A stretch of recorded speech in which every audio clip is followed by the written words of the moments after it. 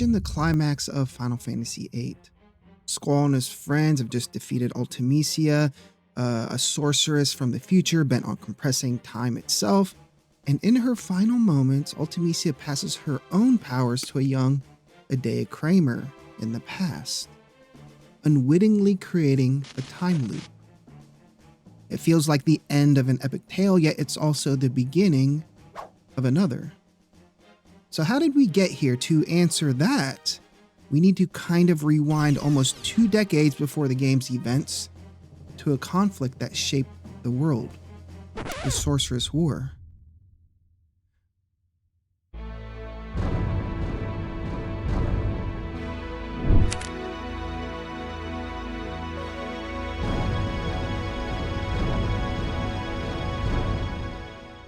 The Sorceress War refers to this global conflict that took place, like I said, about 18 years before the main story of Final Fantasy VIII. It was named after its instigator, Sorceress Adele of Esther, a ruthless sorceress tyrant with a quest for world domination. In the world of Final Fantasy VIII, sorceresses are women who inherit magical powers passed down since ancient times, and some legends say this lineage began with the Great Hine. And by Adele's era, sorceresses were so powerful that they could rule nations, and Adele was definitely not an exception. She seized control of the technologically advanced nation of Esther. How she rose to power is kind of unclear, and set her sights on conquering the globe. Meanwhile, on a different continent, Vinzer Delling had become president of Galbadia. Delling united with smaller states on his continent under a military dictatorship, building Galbadia up into a formidable superpower, with 2 ambitious forces now on a collision course. Adele's Esther in the east and Delling's Galbadia in the west, tension sparked into an all-out war. The Sorceress War began when Adele attempted to invade Galbadia, wielding her sorceress magic alongside Esther's high-tech weapons. Galbadia, however, fiercely resisted her onslaught, and the conflict quickly spread across the world, reaching even the Centra continent way in the south. So what started the Sorceress War? Well, in short, it was a clash of 2 would-be conquerors, a sorceress desiring world unity under her rule and a dictator expanding his empire. This 2-year war engulfed multiple continents and nations. It was a war it was a war of sorcery versus technology. It was magic versus conventional weapons. And as Adele terrorized Esther's population with magical power and magical might, Galbadia countered with conventional military power. And the stage was set for a catastrophe that would leave lasting scars on the world. Esther, led by Adele, was the aggressor. Esther was a futuristic nation known for its advanced science. Think flying crafts and energy weapons, all now under Adele's command. Galbadia, like I said, led by President Delling, was a heavily armed nation with ambitions of its own. Delling wasn't a sorcerer, obviously, but he was a cunning leader who rallied Galbadia's armies to stand against Adele. Other regions got dragged into this conflict. Battles were reported in Centra, which was like the remains of this older civilization, and across Galbadia's occupied territories. And smaller states like Timber were annexed by Galbadia during this period, as it tightened its grip on the entire continent. No other sorceresses were openly involved on the world stage at this time. Adele was the singular force and the singular sorceress menace behind the war. Now, Idea Kramer, the sorceress who eventually founded Seed, wasn't a sorceress during this war. She was simply running an orphanage in Centra, and we'll soon get into that. Ultimecia, the future sorceress, hadn't made her presence known in this era, so the Sorceress War really does just center on Adele basically versus the rest of the world. However, key figures do emerge in response to Adele's threat. A Galbadian soldier named Laguna and his friends, Kiros and Ward, found themselves swept up in the events that would turn them into unwitting heroes. And within Esther, the genius scientist Dr. Odin played a pivotal and kind of morally gray role with his research into magic and sorceresses, and we'll touch on them soon as we recount the war's major turning points.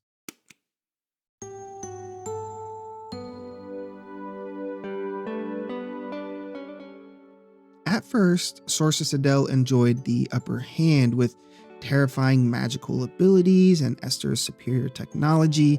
She basically terrorized the populace of Esther and began an aggressive campaign abroad. Now, Galbadia mobilized to fight back, turning their war into a bitter stalemate, casualties mounted on both sides. History records the losses as unknown, but heavy. So, who knows how many that is. But entire towns were caught in the crossfires, and countless families were destroyed. And a lot of children were left orphaned by the violence, including virtually all of 8's main characters. I'm talking Squall, Lenzel, Irvin, Selphie-Quistis, and Cypher all lost their parents in this war. So these war orphans would later end up together in Adea's orphanage, never realizing their shared past tragedy. And amid the conflict, Esther scientists made a dangerous discovery. In the center of ruins, they unearthed the Crystal Pillar, a bizarre artifact that would interact with the moon to trigger a lunar cry. This was a catastrophic rain of monsters from the moon's surface. The last lunar cry in ancient times had wiped out Centra's civilization. Adele saw the Crystal Pillar as the ultimate weapon. She commissioned an enormous mechanical enclosure, not really a machine, but enclosure called Lunatic Pandora, to basically amplify and drop the Crystal Pillar in a very targeted way. Basically, Adele planned to drop the moon's monsters onto her enemies. She was weaponizing this natural cycle. Now, Galbadia got wind of this super weapon and its schemes, and Laguna and Galbadian unit investigated the Lunatic Pandora construction site in Centra.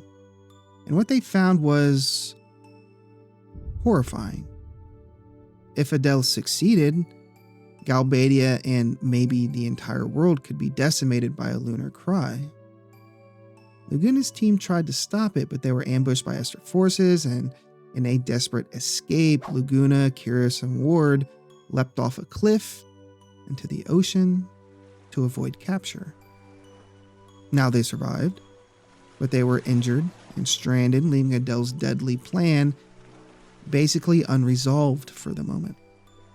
The Lunatic Pandora would later be completed and transported to Esther for Adele's use. A ticking time bomb looming over the war.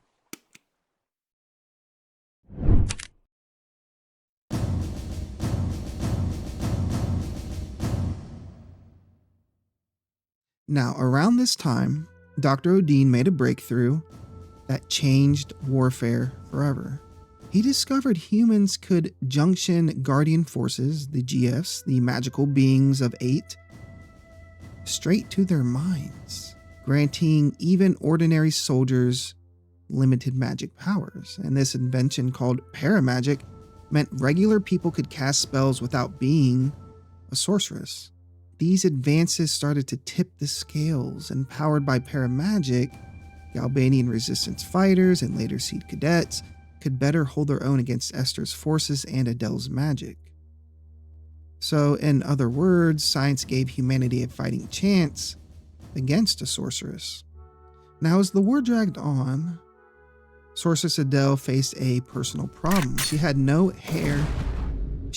heir to inherit her vast sorceress power. Because in 8's lore, when a sorceress dies, her powers pass to another chosen woman. So Adele, who wasn't really planning on dying anytime soon, still wanted a successor she could control, basically grooming the next sorceress under her thumb. And during the war, Adele began searching for a suitable girl to bear her legacy. This is where a little girl named Elone comes into play. Elone, who Laguna knew and actually cared for, had a very unique gift. It was a mysterious ability to send a person's consciousness back in time to relive past events. And when Adele learned of Alone's power, she deemed the girl a perfect successor, not just for her sorcerer's power, but possibly as a tool to manipulate time itself.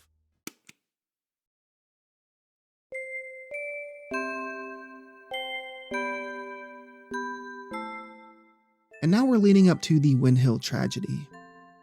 Adele's forces tracked Alone to the rural town of Windhill, and in a brutal raid, Esther's soldiers attempted to seize the child. Alone's parents were killed in the attack, and a local woman, Rain, who was like Laguna's, love, his sweetheart, managed to save young Alone and hide her. So after this incident, Galbadia stationed troops in Windhill to protect Alone from any further kidnapping attempts. Laguna himself, who was still recovering from his injuries, was in Windhill during this time and helped watch over her. But Adele was determined.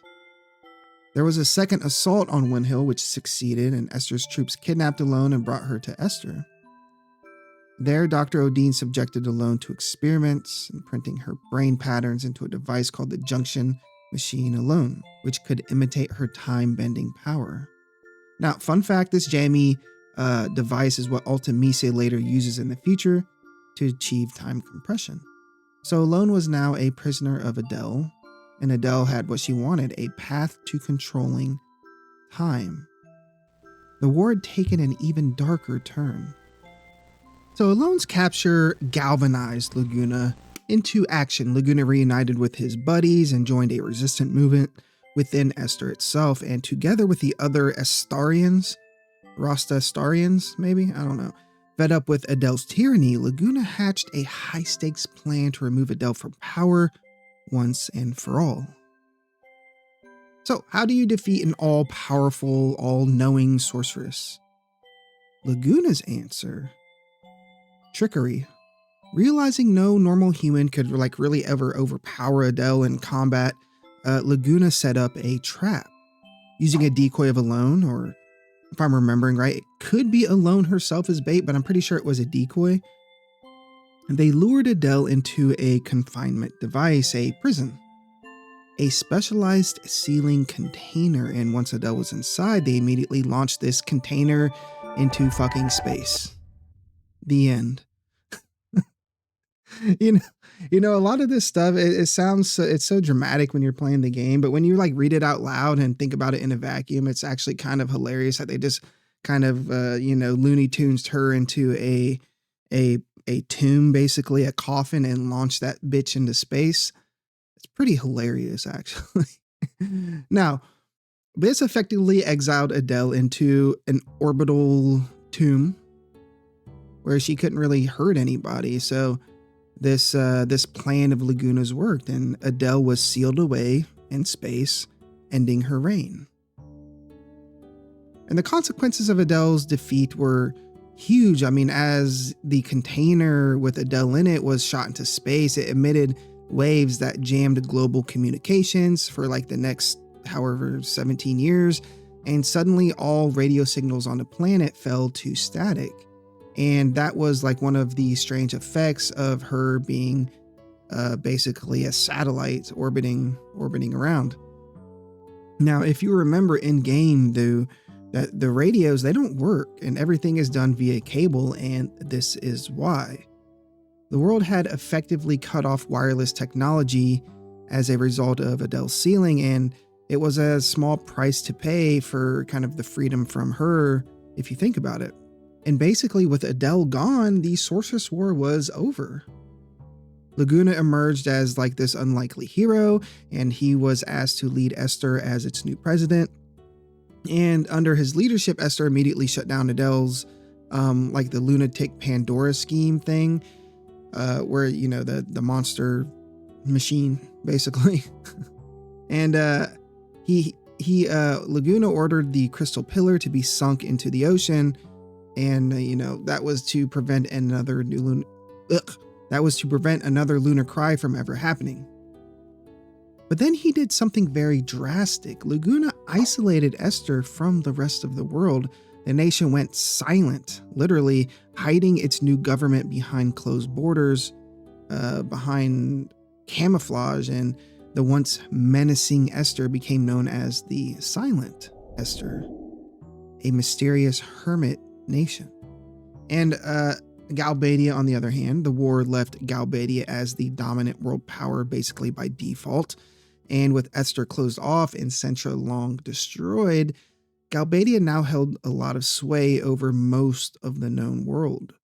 President Ling basked in his victory, and Galbadia continued its militaristic policies, occupying territories like Timber, obviously. But beneath this political outcome lay the true legacy of the Sorceress War. An entire generation traumatized by conflict, orphans scattered to the wind, and seeds planted for the next chapter of the story.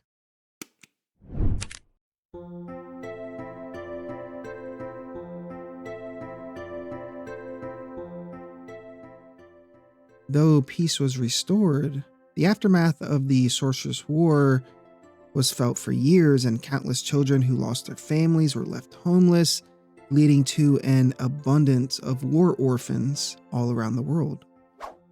And many of these orphans, including Squall and his friends, like I said, ended up at an orphanage on the Central Coast, a very humble place run by a very humble woman named Adea Kramer, or she's called Matron, and also her husband Sid. And unbeknownst to the kids, Adea herself would soon become a sorceress, and these children would become her kind of protege of sorts. The end of the war also set the stage for Seed's formation.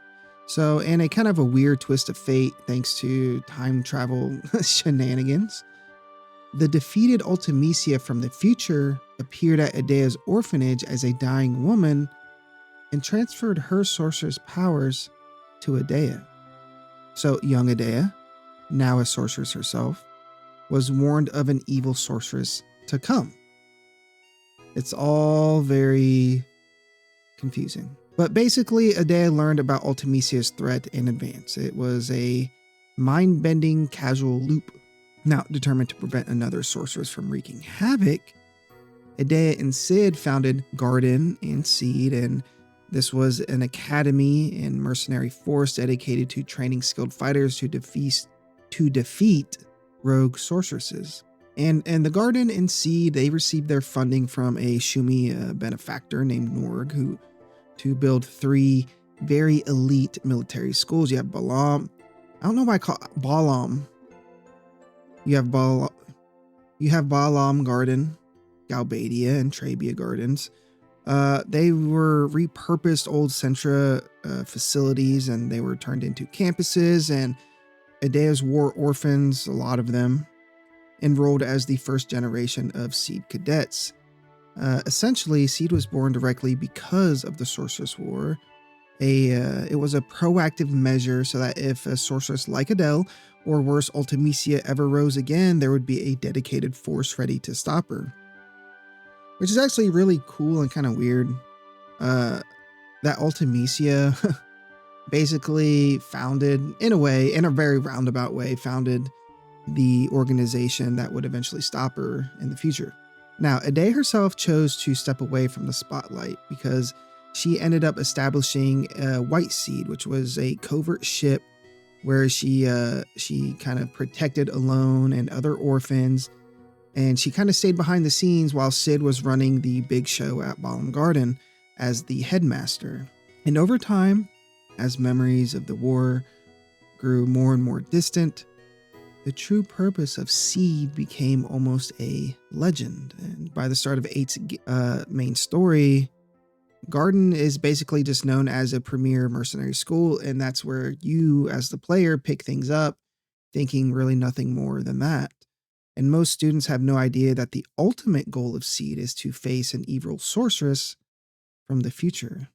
The political landscape also was changed forever. Esther's self-imposed isolation meant that the world at large had no contact with the once great nation for 17 years, People even doubted Esther's existence or thought it remained under Adele's shadow, obviously until like way later in the game. And then you had Galbadia on the other hand, which was filling up this power vacuum that Esther left, and it became the world's lone superstate. And this imbalance sowed the seeds for new conflict. And by the time of the game, Galbadia starts throwing its weight around basically, and it invaded a lot of its neighbors and, allying with a sorceress once more. Like I said, technologically, there was no radio, no wireless communications, and this was because Adele's frozen ass was just orbiting out in space, blocking all the wireless transmissions. And this forced the world to rely on older technology, like, hardwired phones and networks and stuff. And it's a subtle but pervasive impact. And even Squall's world map and everyday life were shaped by decision made during the war's climax. In fact, when Galbadia's new leader announced plans to use the old, I don't know if it's Dolet or Dole, I always called it Dole, communication tower to broadcast a message, which was like the early Final Fantasy VIII mission. That was actually the Final Fantasy VIII demo mission, if you remember the old demo discs. But anyways, it's a huge deal because it's the first radio transmission in 17 years, and that moment traces straight back to Laguna launching Adele into the great unknown, basically. But perhaps most poignantly, the Sorceress War created the emotional backdrop of the story and our heroes. All the main characters carry unconscious scars from the war. They grew up without families and they were raised by Edea, and they formed these great bonds that they forgot because the guardian forces that were in their heads affected their memories. And Selphie's diary entry even mentions how the orphanage kids would play fight Sorceress as a game. And it's a reflection on how large the war loomed in their childhood and the fear and awe of sorceresses that permeates the game's world is a direct result of Adele's brutal campaign. So it's no surprise that when a sorceress, which is Edea, like possessed by Ultimecia, steps onto the political stage again, people react with a mix of reverence and terror. And that's something that I never understood fully when I first played the game, because I always thought it was just the bad guy and people didn't know how to feel about the bad guy. I didn't really have the context surrounding Edea and Ultimecia. And the formation of the Sorceress Memorial in Esther is another legacy. It was a place built to contain sorceresses deemed too dangerous. And during the game, Esther tries to seal Renoa there to prevent Ultimecia's return, a method learned from dealing with Adele. In short, like, the point I'm trying to make is that this Sorceress War left a lot of cultural scars and societal scars in the game that we ended up playing in Final Fantasy VIII, an entire generation that knew peace only after a great sacrifice, and an ingrained awareness and wariness of a sorceress's power.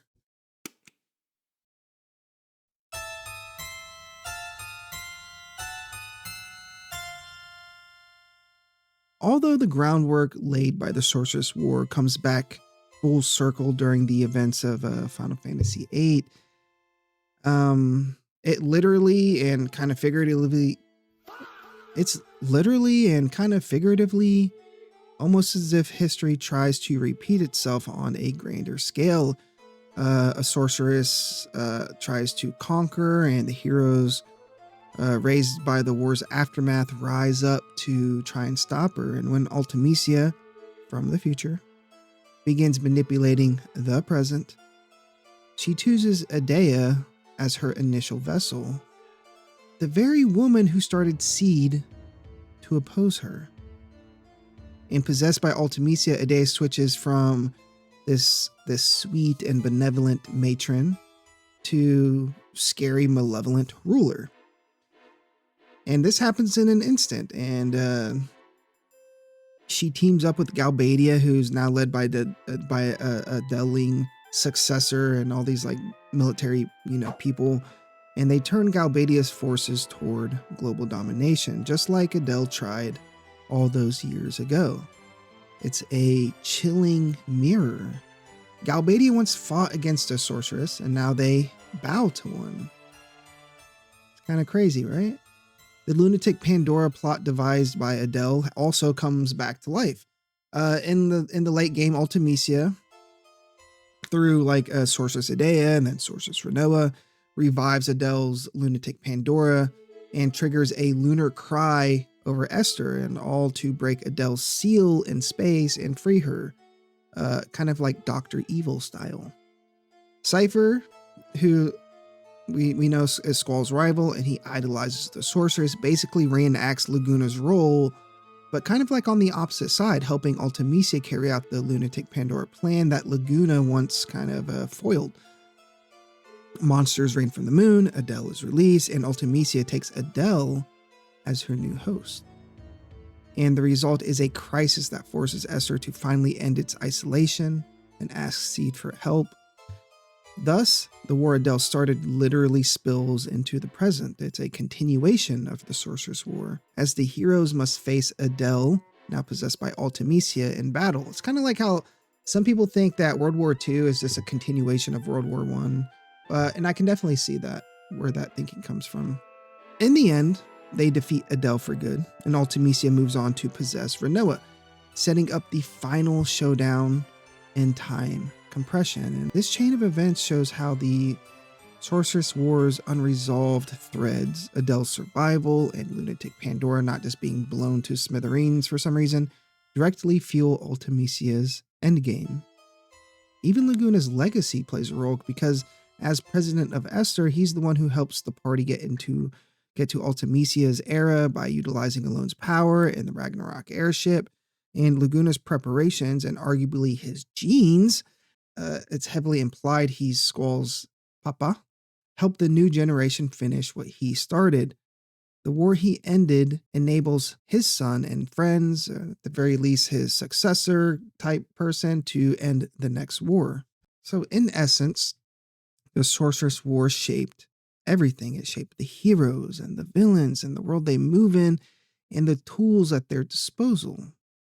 Seed wouldn't have existed without it. Squall and Renoa would maybe never have met, and Ultimecia might never have been driven to these kind of extremes, which led to some of the deeper lore and theories surrounding Ultimecia and the cycle of sorceresses.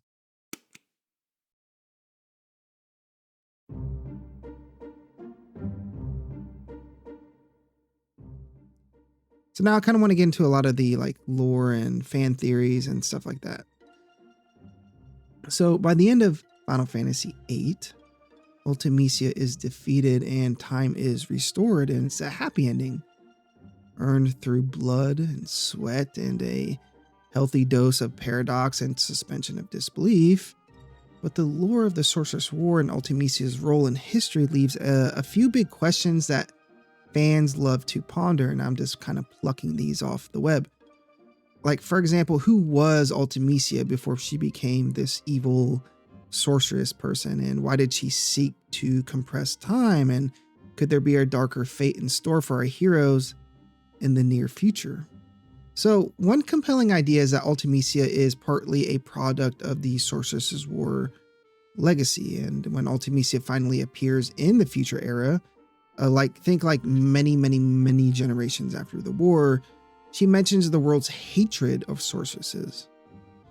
And some people theorize that after, the heroes vanquish Ultimecia, the people of the far future remember the havoc caused by sorceresses, Adele's war, and Ultimecia's time compression attempt, and begin to persecute sorceresses relentlessly. So imagine a young sorceress born in a future society that utterly fears and despises her. maybe solely because everyone knows that she might become the next Ultimecia type of thing. And according to this theory, the girl would be ostracized and hunted and driven to despair. Think of like the Salem witch trials, until she fulfills the very prophecy everyone feared, a self-fulfilling prophecy, essentially becoming Ultimecia as a result of their persecution because they thought she would become Ultimecia. It's a tragic, self-fulfilling loop. While this backstory definitely isn't any kind of canon, it's a really popular and it makes sense. And it's not like going too far into left field, but it's a cool fan interpretation that adds a layer of kind of like this poignancy to the cycle of sorceresses. The idea that Ultimecia may have been started as an innocent victim of sorceress hysteria. And kind of speaking of cycles and paradoxes, like remember how Ultimecia passes her power to Adea in the past. This time loop means Ultimecia is both created by and eventually defeated by Seed. Now, Adea set up Seed because of the warning about Ultimecia, and Seed raised Squall, and Squall defeats Ultimecia, who then goes back and gives Adea her power. It's a mind bender. I've never like movies like Inception and Interstellar. It always takes me like a lot of watches to really wrap my head around this kind of stuff. But it does close the loop neatly. It also raises a very intriguing thought. Ultimecia essentially ensured her own defeat by giving Adea the impetus to create Seed. Perhaps she's trying to escape some kind of fate, compressing time to avoid death. She caused the events that guaranteed her downfall. These kinds of paradoxes are the bread and butter of Final Fantasy VIII's lore, and one reason the story stays in the fans' minds even this long after, because it's not as straightforward as a lot of other Final Fantasy games. There's a lot of room for interpretation and for a little bit of a deeper dive. Now we come to the most famous fan theory, and I'm pretty sure that this has been shot down by the director, but I love this theory because it says that Rinoa is Ultimecia. And this theory kind of says that Ultimecia is actually Rinoa Heart Lily, or Heart Tilly, sorry. Lily's on the brain, I guess. But it's basically Rinoa in the far future that after the events of the game, Rinoa becomes immortal or like very just like lives a long time as a sorceress, and she ends up losing Squall since he's just a human and sorceresses don't have that problem. And over the centuries, she falls into grief and madness, eventually becoming the very evil Ultimecia. And there is some like physical similarities between the two. It's a pretty cool and wild theory on its own. But fans have found some intriguing clues, and Ultimecia's final form has angelic wings, reminiscent of Rinoa's own angel wing motif that you kind of see throughout the game, and especially in the opening cutscenes.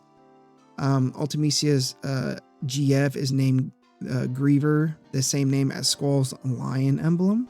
And Rinoa herself expresses fear of becoming an evil sorceress that Squall might have to kill one day. So could all these things be foreshadowing Rinoa's fate? However, like I said, the Ultimania guide and statements from developers basically suggest that this theory is not what they intended. The Ultimania notes, not Ultimecia, the Ultimania notes, for instance, that the sorceresses do not have an extended lifespan. They age and die as normal humans do. This means Rinoa wouldn't really live all that long. Actually, I swear I've heard that that sorceresses live a long time, or maybe I just assumed they did. But yeah, according to the Ultimania, that's not really the case, unless she were somehow placed in stasis or traveled through time. The guide's clarification that sorceress powers don't grant immortality was a pretty quick way to debunk the Rinoa Ultimecia connection. And, Square never confirmed the theory and whatever.